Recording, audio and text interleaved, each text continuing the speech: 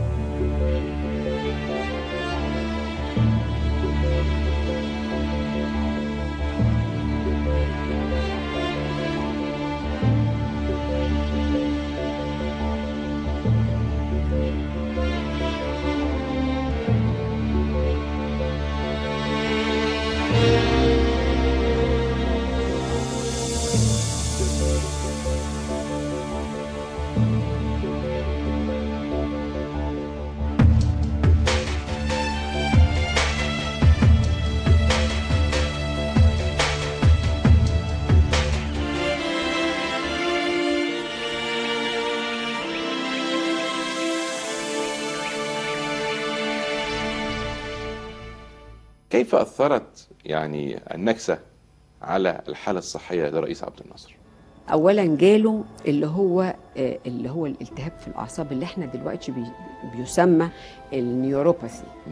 ده بيجي من الانفعال الشديد جدا اللي هو بيبقى وجع في الرجلين، وجع في الرجلين رهيب، وبيجي يا في الرجلين يا في الظهر. هو جاله بقى في الرجلين والظهر، كان في الاتنين آلام لا تطاق. بس كان مع ذلك بيشتغل بالآلام دي. لما عملتي كسكرتيرة لرئيس الجمهورية، أي. هل شعرتي أن هناك ضغوط شديدة عليه؟ هل كان يتحمل أكثر مما يحتمل الإنسان العادي، خصوصا أن تلك الفترة كانت فترة عصيبة في تاريخ مصر، خارجين من هزيمة ونكسة، والرئيس بيبني الجيش من أول وجديد، وإسرائيل تتحرش بينا وأمريكا تتحرش بينا. طبعا يعني أنا عايزة أقوله إيه، هو طول عمره يعني والدتي كانت دايما تشتكي إن هو ما يرتاحش وإنه بيجهد نفسه كده. فبعد 67 كان المجهود مضاعف، وكان شغله لغاية الساعة 2 و3 الصبح، ويصحى من الساعة 7 الصبح، وكان بيتتبع طبعا كل شؤون الجيش وشؤون البلد. ما تنساش ان كمان شؤون البلد كانت مهمة جدا، يعني اللي هي يعني تعبئة الشعب للمعركة دي كانت عايزة مجهود كبير جدا، يعني الفترة طالت، مش معركة كانت حالة كنا لازم ننتظر حتى إعادة تسليح الجيش. فدي كلها كانت فترات حاسمة، وكان عمل طبعا مضاعف بالنسبة لي. ألم يفكر الرئيس عبد الناصر أو لم يصارحك بأنه لديه الرغبة في أن يتخلى عن رئاسة مصر؟ هو كان دايما يتكلم بعد ما يسيب الرئاسة، يقول لوالدتي كان بعد إزالة آثار العدوان. يعني كان ناوي مثلا أو حدد تاريخ معين يترك فيه رئاسة مصر؟ هو كان دايما بيقول أنا عايز أسيب الرئاسة وأتفرغ للاتحاد الاشتراكي. لكن لأسباب صحية ما فكرش؟ لا، بل بالعكس، بعد بقى إيلات وبعد ما ابتدى يعيد حرب الاستنزاف حس إنه هو اللي هيفضل لغاية آخر نفس يجاهد لغاية لما يعبر. لا خالص، كانت أمنية حياته العبور. في يوم 11 سبتمبر عام 1969 أصيب عبد الناصر بأول أزمة قلبية قاتلة، شخصها الدكتور الصاوي حبيب بأنها ذبحة قلبية حادة. ففي اليوم السابق 10 سبتمبر كان الرئيس يشهد تدريبا عمليا على طريق السويس، وبينما هو يشهد هذا التدريب بلغه أن الإسرائيليين قاموا بعملية إنزال عسكري في منطقة الزعفرانة الواقعة على خليج السويس. وبدأت الأنباء الصادرة من تل أبيب وبعض العواصم الغربية تصورها على أنها محاولة لغزو مصر، وتضايق عبد الناصر ضيقا شديدا بعد أن بلغه أمر الغارة الإسرائيلية، وأمر كبار قادة الجيش الذين كانوا معه بإلغاء التدريب ورفع حالة الاستعداد لدى القوات والإعداد للقيام بعملية دفاعية أو هجومية، ثم عاد للقاهرة. تذكري إيه أهم الأحداث التي أثرت صحيا على الرئيس عبد الناصر؟ الشغل بقى اللي ملوش أول ولا آخر. فجينا سنة 69 جات له أول ذبحة. هو تعب قوي لما جات له الأزمة القلبية الأولى في سبتمبر 69. وقتها طبعا لم يعلن إن جات له أزمة قلبية، ولكن قالوا اعتكف. دي كانت أول أزمة قلبية دي كانت أول أزمة قلبية. دي جت فجأة ولا كان لها سبب؟ لا فجأة. من غير اي سبب. يعني هل كان هناك اخبار سيئه؟ هل كان هناك ضغوط معينه؟ ودكتور اكتشفها لانها جت بدون الم. اشتكى من انه صحي وبينهج. وبعدين انا الحقيقه لان احنا كنا هنسافر بعد 4 أو 5 ايام. كنتوا رايحين موسكو يا فندم؟ كنا رايحين موسكو. طلبت منه طبعا انه ان احنا نعمل رسم قلب. ايوه. وفعلا عملت رسم القلب. وجبت جهاز الرسم القلب منين يا فندم؟ نعم، يعني موجود. جهاز رسم القلب كان موجود عنده في الاوضه. ايوه. كان دايما جهاز رسم القلب. وكان دايما في اسطوانه، كان كل الاجراءات معموله. ايوه. وفي الحال طبعا لما لقيت ان الرسم مخالف، يعني بيشير لوجود جلطه، في الحال دعيت الدكتور منصور فايز، وطبعا برضو ما كناش قلنا له التشخيص. وطلبنا الدكتور. امال سيادتك قلت له عنده ايه ساعتها؟ يعني ساعه ما سالك قال لك انا عندي ايه؟ قلت له عندك ايه؟ عندك انفلونزا شديده جدا. كانت حرب الاستنزاف على اشدها، وزاد حجم العمل عند عبد الناصر الى 18 ساعه يوميا، وطلب منه الاطباء عدم الاجهاد، وان معرفه اخبار الضحايا والشهداء قبل النوم يؤثر على صحته مباشره. وكان عبد الناصر يتلقى تقريرا يوميا من سامي شرف عن خسائر الجبهة كل ليلة، وتدخل الدكتور صاوي حبيب لمنع ذلك الانتحار، ولكن لم يستجب عبد الناصر لطلباتهم. كنت قاعدة معاه في الجنينة وقت بحر البقر. دي من المرات اللي بكى فيها وبلغوه، والكلمة اللي قالها لي قال لي هم بيحاربوا، كانوا بالميراج بيحاربوا بالزراير، واحنا حتى مش عارفين لسه ناخد الميج 21 يعني.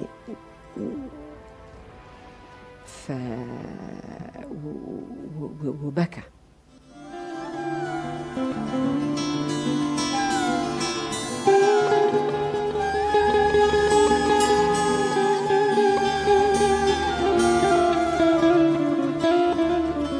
الفترة حتى الأخيرة يعني كان من نص سبتمبر سنة 70 حصل ضغط مننا كلنا بدون استثناء انه ياخد 2 3 راحة في مرسى مطروح. قال اسكندرية، قال لك اسكندرية قريبة وفي عمل وبتاع، فايه يروح مرسى مطروح. كانت رحلة مرسى مطروح هي بداية النهاية، وكان عبد الناصر قد قرر قضاء اجازته السنوية في مرسى مطروح، وقبل ان يسترخي على رمالها بساعات اندلع القتال في الاردن، وحاول مستشاروه اخفاء الحقيقة عنه، ولكنه كان يتابع اخبار المأساة من اذاعة العالم. طلع رحلة لمرسى مطروح، رحلة استجمام، يعني انه كان بيمر فترات بإعادة بناء القوات المسلحة وحرب الاستنزاف فقالوا له انه لازم ياخد اجازة، فقال له روح مرسى مطروح، وانا الوحيد اللي طلعت معاه من ابنائه.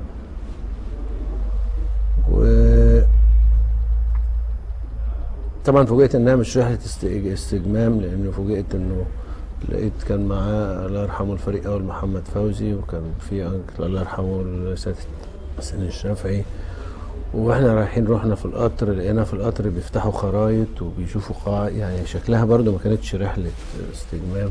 يعني مش رايح اجازة، لا رايح اجازة معاه الفريق فوزي عشان يشوف الخطة بتاعة تحرير الارض. ابتدت احداث ايلول اللي حدثت بين القيادة الأردنية وبين المقاومة الفلسطينية، وابتدت المذابح وقطع الأجازة فورا، ورجعنا على الإسكندرية وابتدى يوضب لمؤتمر القمة.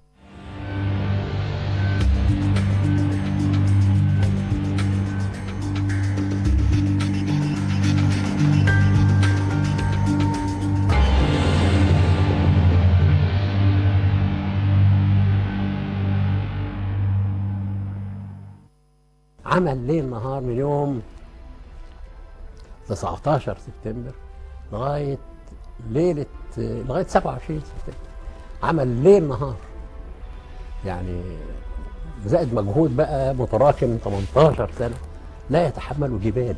الوالد كان جه يوم 27 قبل الوفاه بيوم من الهيلتون، وبات. هو قال انا عايز اجي ابات في البيت، وبات في البيت. وبعدين صبح كان في بقى بيودع رئيس ورا رئيس. يوم الرحيل دخل علينا، احنا كنا قاعدين، احنا كنا بنستناه على السفره ده، فدخل علينا قال اتغدوا انتوا انا تعبان. الساعة كام دخل عليك؟ كانت حوالي الساعه 4. يعني بعد ما وصل امير الكويت رجع وكان تعبان. هو كان عادته بعد المؤتمرات دي يبقى تعبان، فكان يخش ينام الظهر، ينام بقى 3 ساعات حاجه كده. فقال لا انا مش هتغدى، حتى انا اتغديت وروحت بيتي.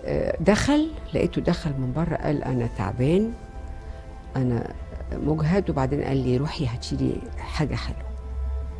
فرحت جبت له شوكولات وزي كراميلا كده، ودخلت له وقعدت. وبعدين قال لي اطلبي الدكتور الصاوي.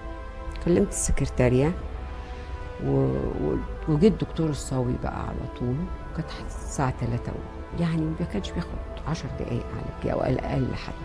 طلعت فلقيت السيده هي قابلتني وقالت لي انا شفته جاي تعبان، فاديته كوبايه عصير برتقال. دخلت بقى لقيته ممدد في الفراش متنبه تماما، لكن كان في عرق كان لافت للنظر في الكشف الطبي ان اطرافه بارده، وبروده الاطراف دي بتيجي مع الصدمه القلبيه كعلامه من علاماتها، والنبض سريع جدا وفي نفس الوقت ضعيف جدا.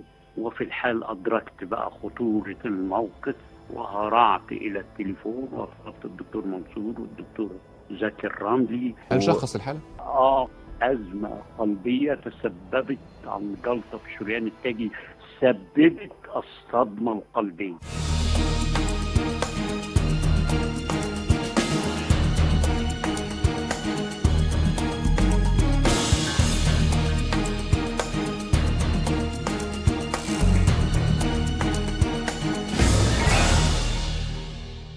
ما فهمتش بقى. كان ساعتها اللي اقدر اقول عليه ان يعني كنت شايفه كل حاجه قدامي.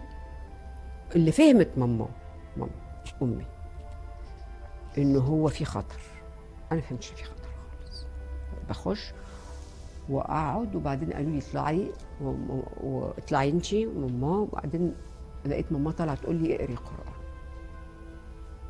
عماله بقى تقرا قران تقرا قران على طول.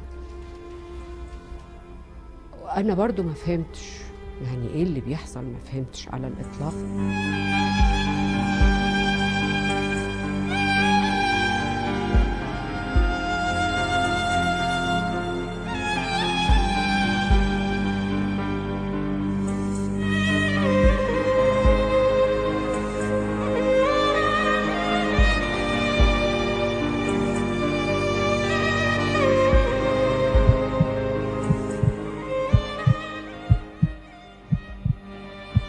وقعد يعني كان الدكتور منصور عاوز يروح جابها واتكلموا شوية. في الآخر قال أنا عاوز أسمع نشرة أخبار الساعة 5 على ما أعتقد، وقام اعتدل في الفراش. قعدت برضو على الكرسي في أوضة النوم وكانت الدكاترة كده، وبعدين قالوا بقى كويس. لقيته بقى كان مستني خبر مستنيه في البي بي سي. يعني مش عارفه ايه اللي كان مستنيه كان بيجيب محطه البي بي سي.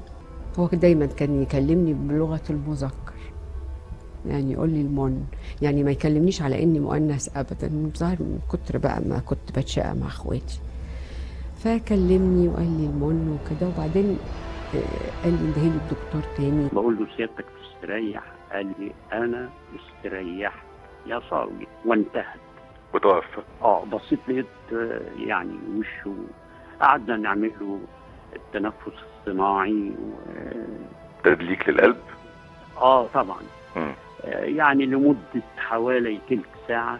دخلت لقيتهم بقى بيعملوا له اللي هو بيحاولوا تدليك للقلب. ماما عرفت ان هو توفى وقالت لي جمال راح، وقعدت تعيط.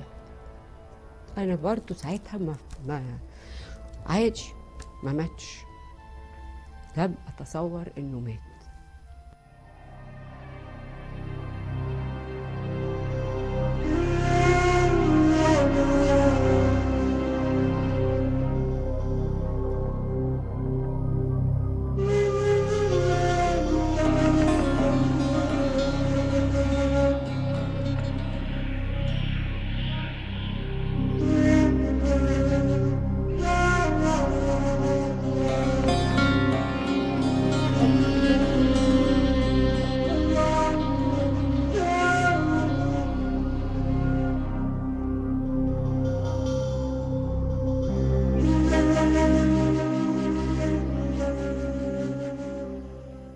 صفري المشهد.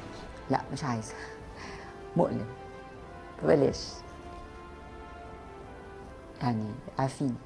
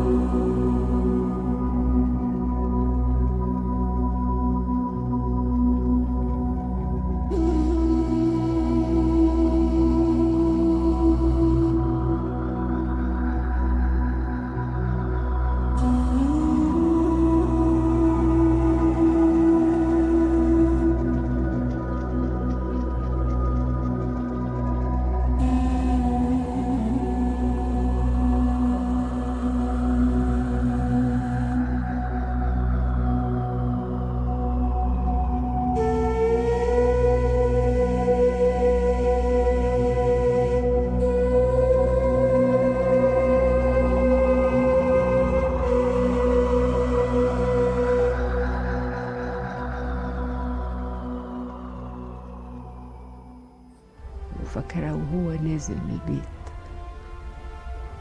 يعني زي اي واحد رايح يقابل ربه،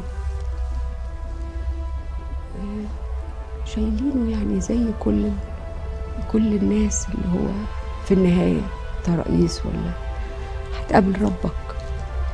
نازلين بيه السلالم، وبعدين حطوه في العربية وراحوا بيه قصر القبة. أيها الإخوة المواطنون، السيد أنور السادات نائب رئيس الجمهورية يتحدث إليكم. فقدت الجمهورية العربية المتحدة، وفقدت الأمة العربية، وفقدت الإنسانية كلها رجلا من أغنى الرجال، رجلا من أغلى الرجال وأشجع الرجال وأخلص الرجال، هو الرئيس جمال عبد الناصر.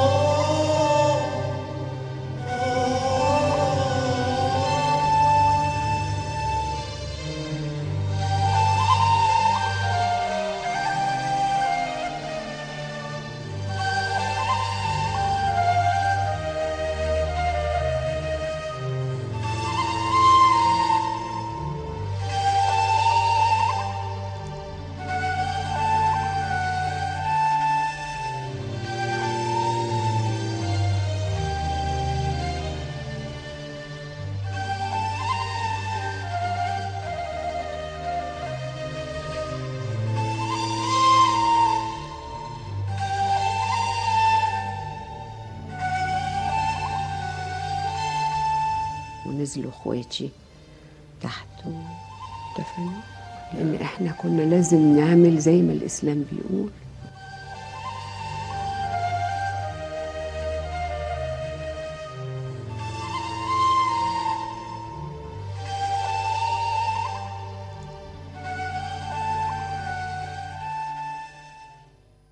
كان هذا بعض ما قدمناه خلال عام 2010. في الحلقة القادمة إن شاء الله نواصل معكم تقديم المزيد مما قدمناه في اختراق خلال هذا العام المنصرم. شكرا لكم وتابعونا في الحلقة القادمة إن شاء الله.